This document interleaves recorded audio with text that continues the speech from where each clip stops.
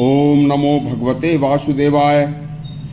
देखिए, युधिष्ठिर ने परीक्षित को अल्पायु में न मरकर 100 वर्ष तक सुखी जीवन का कलयुग में जो रहस्य बताया है, यह अति कल्याणकारी रहस्य है।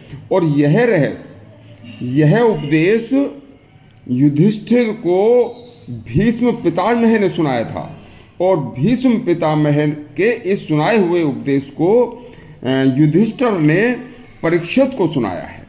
एक बार ध्यान देकर सुनना। यह कथा युधिष्ठिर को पितामह भीष्म ने सुनाई थी और आज इसी कथा को राजा बनने से पहले युधिष्ठिर अपने पोते परीक्षित को सुना रहे हैं। यह कथा समस्त कलयुग में उत्पन्न मनुष्यों के लिए कल्याणकारी है।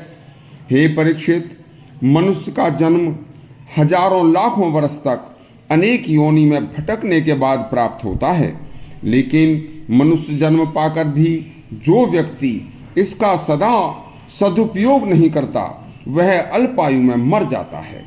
और जो व्यक्ति सद्कर्म, मन, वाणी, तप, ब्रह्मचर्य, जप, हवन और प्रकृति द्वारा दी गई औषधियों के सेवन के साथ जीता है, वह 100 वर्ष तक लक्ष्मी को प्राप्त करते हुए निरोग सुखी जीवन 100 वर्ष तक जीता है। भीष्म जी ने युधिष्ठिर से कहा था कि सदाचार से मनुष्य की लंबी आयु होती है, लक्ष्मी व कीर्ति प्राप्त होकर परलोक मिलता है। दुराचार से सभी प्राणी डरते हैं तथा मनुष्य अल्पायु में मर जाता है।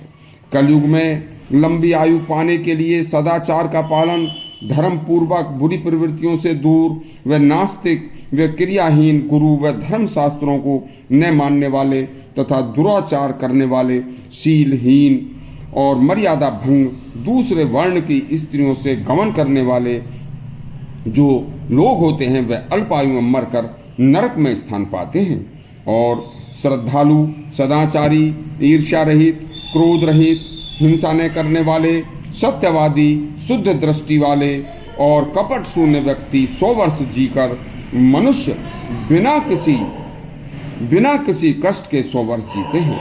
देखिए, बिना कारण के तिनकों को तोड़ने वाला, मुंह से नाखूनों को चबाने वाला, अशुद्ध अंतःकरण वाला जो व्यक्ति होता है, वह 100 वर्ष नहीं जीता और अल्पायु में मर जाता है।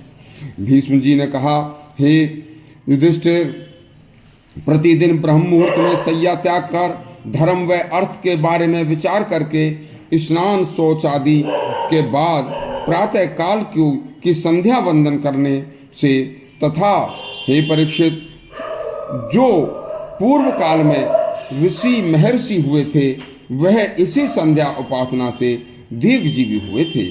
प्रत्येक ब्राह्मण को भी व प्रत्येक गृहस्थी को भी प्रातः काल मौन रहकर संध्या करनी चाहिए तथा ब्राह्मण दोनों समय की जो संध्या नहीं करता, वह शूद्र की श्रेणी में आता है।